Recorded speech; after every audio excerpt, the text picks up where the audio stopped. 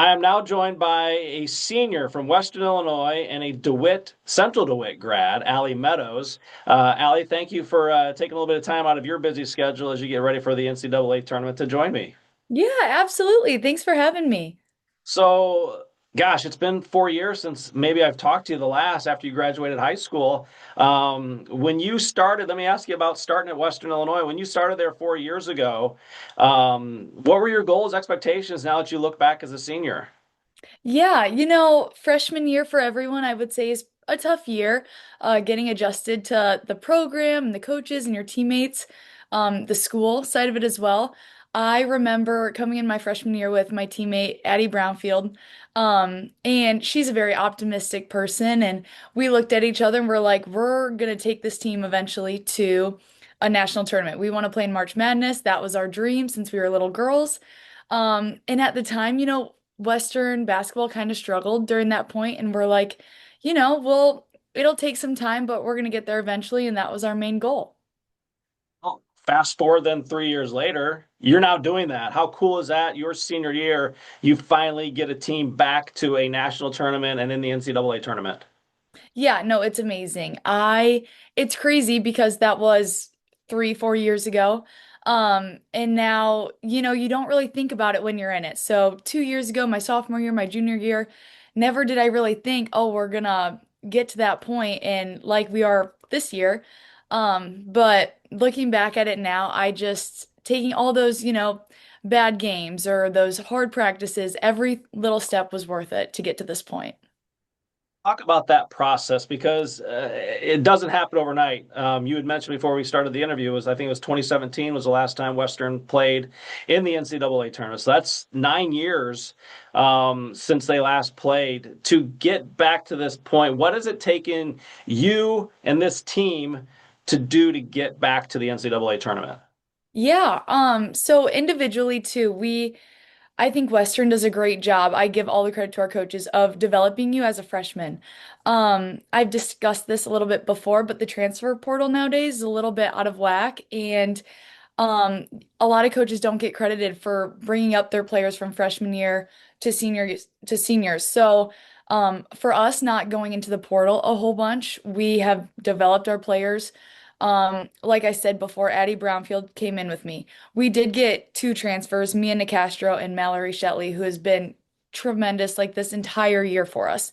Reagan McCowan's injury this past year was tough, but she was another one, and she was one that came from high school straight to Western. So I think I give a lot of credit to our coaches of developing those kids, getting them out of high school, not looking into the portal.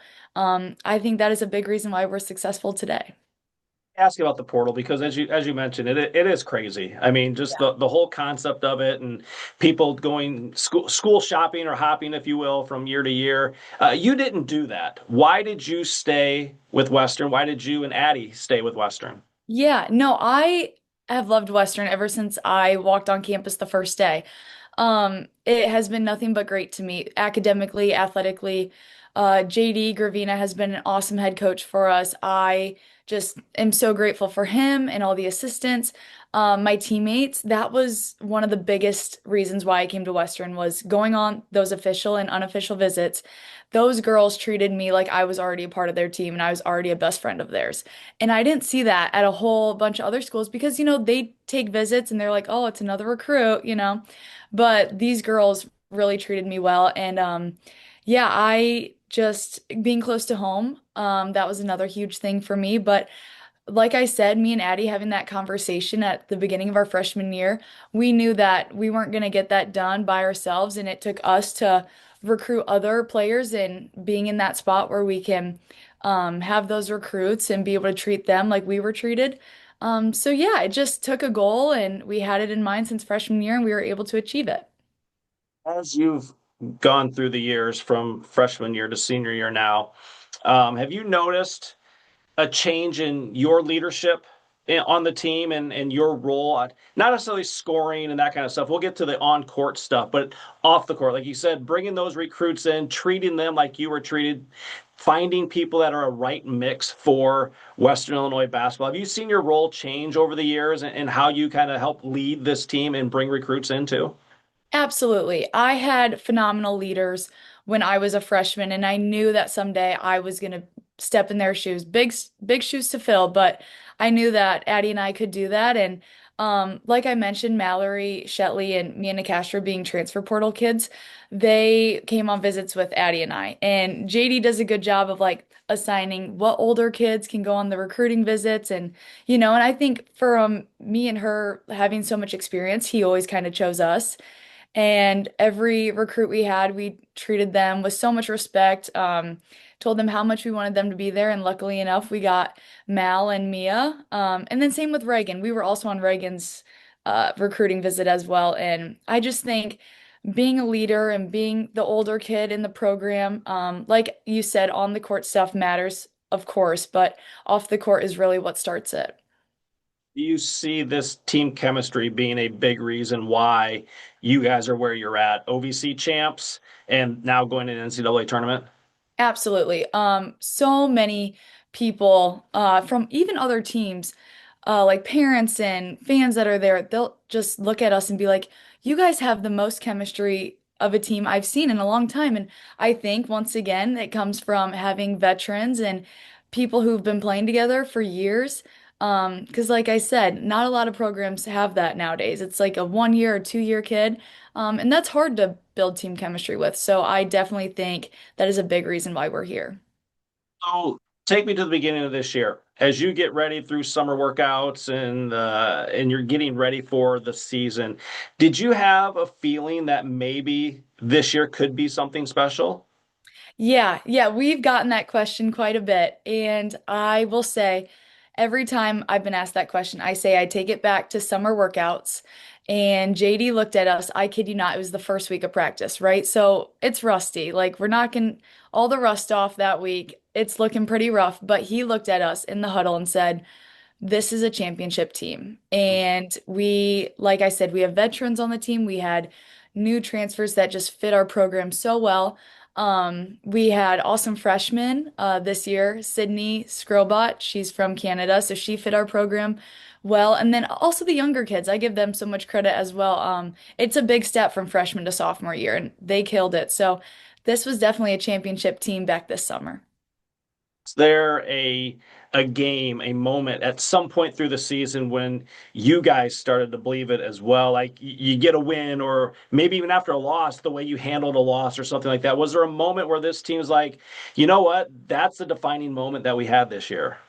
Yeah, for sure. I hate to use this example because it was the game Reagan McCowan went down with her elbow injury, which ended up being a season-ending injury. But it was a close game at that point. We were at Lindenwood, and they've always kind of been rivals to us. We go back and forth with them constantly, and it was at their place.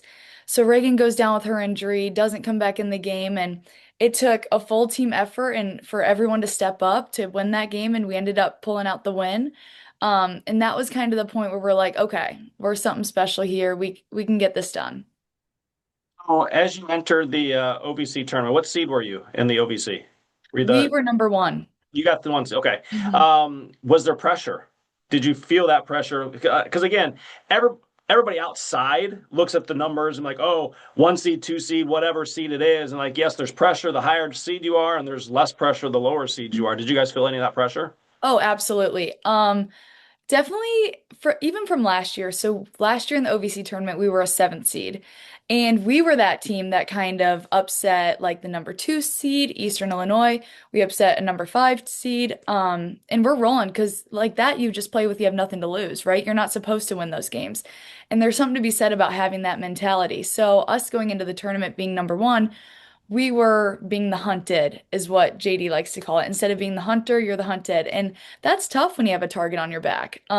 Teams are bringing everything at you, like being confident when they play you, having that mindset of they have nothing to lose. We definitely, like I've discussed before, we had that 2 game bye in the OVC tournament being a number one seed, and that can allow you to come out a little bit flat while the team you play just got 2 games in. So I think that hurt us a little bit, I will say, but we were definitely being hunted during the tournament. It put some pressure on us, but we were able to pull through. Knowing that your conference, the Ohio Valley, only gets one essentially into the tournament, does that add any more pressure? Especially when you get to that championship game and it's like, all right, it's either us or them at that point. Yeah, for sure. Last year we got invited to the WNIT, which was an awesome experience. But this year we're like going in as the number one seed, like we're taking the trophy home. And then of course Lindenwood was our opponent in the championship game, and even knowing that March Madness and the NCAA tournament was on the line, we were like, we're just gonna beat Lindenwood. Like, let's not think of anything else. They beat us on our senior night. Um, and which wasn't that long ago. I believe it was 2 weeks prior to the OVC championship. So we're like, we have something to prove to them and kind of them alone. So that was the mentality we had going into that game. And then obviously making the NCAA tournament was cherry on top. So you win the game, the celebration's going on, and you're trying to soak all that in. At what point do you guys start to realize, oh wow, we're gonna play in the NCAA tournament now? This hasn't been done in 9 years. Yeah. Oh my gosh. I will say I blacked out for most of that game. I'm not gonna lie to you. I believe it was in the fourth quarter. We were maybe up four, up three. My teammate Maddie Davis, she's a sophomore this year. She went in for what I thought was going to be just a layup, and she decides to throw a behind the back pass to my teammate Mallory Shetley in for a layup. So at that point, we're up 4 or 6, one of the two. And at that point, I knew to myself, like, if she's able to do that and get that pass through, we're going to win this game. So now you've had what I think probably 2 weeks since you last played to get ready for the NCAA tournament. What have you been thinking about? What's the process been like outside of practice? Just the I'm part of this elite tournament now. I mean, have you been able to process that part of it? Yeah, the emotions have definitely kind of been all over the place. And I will say the first week before Selection Sunday, it was a little bit of excitement, but also like the feelings haven't kicked in because we don't know where we're going, who we're Right. playing. But then fast forward to Selection Sunday, that is when all the emotions hit me. When I saw my name up on that screen as a 13th seed, like that is awesome for Western. Um, and we didn't expect it. We thought maybe a 15, 14 seed. Our record was great this year, so I'm super happy we got a 13. But knowing that we're going to Chapel Hill and playing where once Michael Jordan played is one of the coolest feelings. You mentioned I didn't even think about that part of it when when we were talking ahead of time that you're going to Chapel Hill, but yeah, so you're going to North Carolina. That's your first round opponent. Mhm. What's the mindset for you ladies? Obviously, you want to win. You know you're playing a four seed. You know you're playing on their home court, and as you just mentioned, you've got nothing to lose because you're the lower seed. And sometimes in those buildings, and maybe not this one because it's on their home court, everybody else in the crowd starts to cheer for you a little bit. So, Mhm. what are your guys' expectations outside of obviously wanting to go down there and win? Yeah, for sure. We've been talked. So for the whole second half of our season, we had the mentality of fourth quarter mentality. So our games always like this year, we've always kind of came out a little bit flat in the first half, and then we decided to kick it in the second quarter, or in the second half, but especially the fourth quarter. So JD would start to say before every game, fourth quarter mentality, which also nothing to lose mentality. So that's what we're going to go into the game with. We did a little bit of scout today at practice. And you're scouting these girls and they look like superstars, right? And a lot of them are. So it's tough, but for sure we're going to go in, play like you have nothing to lose, knowing that this could possibly be my last time playing for Western Illinois with my best friends. I'm going to go out and make the most of it. You guys have to believe as well. I mean, you mentioned they're superstars. You guys are superstars too. You're still a Division 1 athlete, still a Division 1 basketball player. Maybe not at a Power 5 conference, but you're still there. I mean, that's pretty cool too. Absolutely. And that is what JD and the coaching staff has been trying to feed us with. Like, you deserve to be on that court. You've had an awesome year. This record, which is one of our best records we've ever had as a program in general. So many fans and supporters behind us. Like, we deserve to be there. And I think a lot of times you're in that moment and you're like, oh, we're going to play North Carolina. Wow. Like, it's kind of a big, like, oh my gosh, I can't believe we're going to go play on that court with those girls. But, it's March. Anything can happen in March. And we're just so excited to go and face that opponent. seen the upsets before. You've watched it on TV. You've seen whatever. How cool would it be to be one of those upsets? I mean, because like I said, you guys have earned it. You're 2-0 on neutral courts this year, Mhm. so you're playing on an away court, obviously, but still, you can treat it like it's a neutral court and go down there and do the best you can and be part of this tournament. What would it mean to you guys to get a win against a North Carolina team? Oh yeah, everyone wants to be that Cinderella team. And me and some of the girls have talked about it, like how cool would it be to go onto their court, beat North Carolina, move on to the next round. I believe our chances on ESPN are less than like 3%. But how cool to shock the world. And, I think a team like us, we have our leading scorer, Mia Nicastro, right? She is a phenomenal player. But then the rest of us step up at different times and can create some havoc on the court. So I think if we all put it together, we're going to be tough. I was looking at the stats. I think you're the fourth leading scorer at just under 10 points a game or something, right around 10 points a Yeah. game. Mhm. 24 points. Is that Nia? Is that right around Yeah. 24 or 25? Mhm. So yeah, you've got some girls there that or ladies there that can play, that can get the job done. Do you think that kind of helps you a little bit? Yeah, they're going to focus in on Nia, but yourself or somebody else could step up and just as easily score 20. I mean, I saw you do it in high school many a times. No, absolutely. And that is a thing I pride our team on is when one person isn't doing well, the rest step up. And you don't see that a lot, especially with teams that have those dominant scorers. If Mia, which very rare does she have an off night, but if she has an off night, then I'm sure the rest of us step up. And Addie Brownfield, a great scorer for us. Mallory Shetley has been scoring the ball. Like the OVC tournament, she was just MVP. She had 17 and 28. So that's awesome. And then me, Maddie Davis, Kaylin Reed, we all step in kind of that 10 or 8 scoring margin. And I just think if, like I said, if we put it all together and all play our best game and defensively too, you can't forget about defense. But I think, yeah, like I said, we're going to be tough. And a lot of teams, I think, struggle with those matchups. I have for you basketball wise. I got a couple other ones I want to ask you, a couple other what's next for you questions. Will you try to soak this in as much as you can, regardless what happens, just being down there, the practice, the interviews, everything before the game, and then the game itself, just try to soak it in and enjoy it as much as you can? Or will you be so focused on the game plan and what you got to do? Yeah, I'm gonna personally enjoy it. Knowing that, like I said before, this could possibly be my last basketball game with Western Illinois across my chest ever. So I'm gonna soak it in with my teammates. I'm gonna enjoy those interviews, enjoy the team dinners. Being in a hotel with the girls is one of my favorite memories ever. So, hanging out in the lobby or in our rooms together.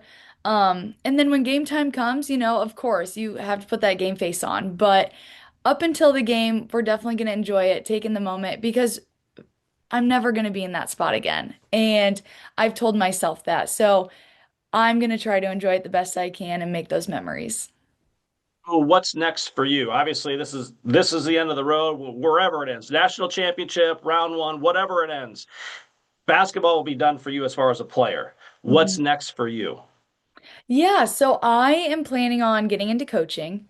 I would prefer the Division 1 level and I plan on doing it for a couple years. I'm not one that I think want to stick to the coaching route and be a head coach someday, but I would love to get with a team, preferably down south. I love Florida. So I do want to get to Florida someday. But I would love to get into the coaching world for sure. So as far as coaching, just like a GA position next year, or like try to get an assistant job, or Yeah, I would definitely go back to school. I'm finishing with my bachelor's and my master's in my 4 years. But if I had to go be a GA at a Power Five, I would for sure go back to school and be on that staff. But if, an assistant job opened up, I would also love that, or like director of operations. But it's tough right now because I'm not able to contact other coaches because I'm still a player myself. So everything's very last minute right now, and that's stressing me out, but it'll be good. well, before any of that happens, let's hope you guys get at least one win, maybe a couple wins in the NCAA tournament. Um, Enjoy the moment. It doesn't come along very often, but you're one of the 68 teams to play, which is pretty cool. So congratulations to you. You've had a great career down at Western Illinois. Thank you. We wish you guys, you and the Western Leathernecks, Western Illinois Leathernecks, nothing but the best as you play in the NCAA tournament. Thanks, Allie. Thanks so much.